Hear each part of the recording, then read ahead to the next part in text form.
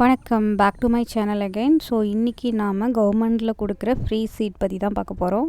நான் வந்து பார்த்திங்கன்னா ஆன்லைனில் ரிஜிஸ்டர் பண்ணும்போதே எனக்கும் என் தம்பிக்கும் ரிஜிஸ்டர் பண்ணேன். ஸோ 2 சீட் பேக்கெட் எனக்கு கொடுத்தாங்க.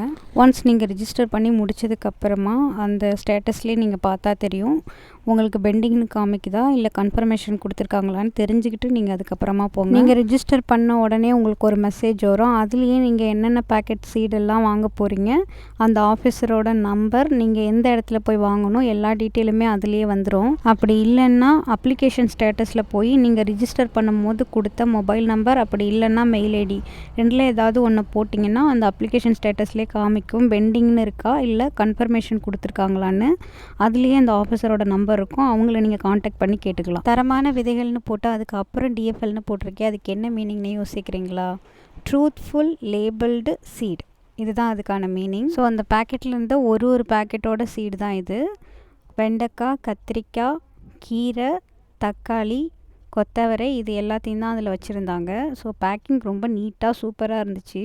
கூகுளில் போய் ஹார்டிகல்ச்சர் கிட்டுன்னு போடுங்க. போட்ட உடனே இந்த மாதிரி உங்களோட டீட்டெயில்ஸ்லாம் கேட்கும். உங்களோட ஃபோட்டோவையும் அதில் அப்லோட் பண்ண சொல்லும். நீங்கள் அதிகப்படியான எம்பியில் ஃபோட்டோவை அப்லோட் பண்ணால் அது அக்செப்ட் பண்ணிக்காது. ஸோ மறுபடியும் நீங்கள் கூகுள் போயிட்டு ஃபோட்டோ கம்ப்ரெஸர்னு போடுங்க.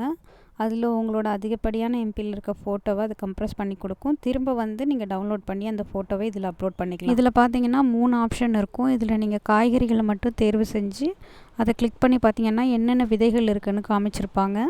அதுலேயே 100% மானியம்னு கொடுத்து 60 ரூபான்னு போட்டிருப்பாங்க ரேட்டு. இது எல்லாத்தையும் கிளிக் பண்ணிவிட்டு நீங்கள் சப்மிட் பண்ணிங்கன்னா உங்களுக்கு ஒரு நம்பர் கொடுப்பாங்க. அந்த நம்பரையும் ஸ்க்ரீன்ஷாட் எடுத்து வச்சுக்கோங்க. காலும் வரல, எஸ்எம்எஸும் வரல அப்படின்னா அந்த விண்ணப்ப நிலை அறியன்னு இருக்கு இல்லையா, அதில் உங்கள் நம்பர் போட்டு உங்களோட அப்ளிகேஷன் ஸ்டேட்டஸ் தெரிஞ்சுக்கலாம்.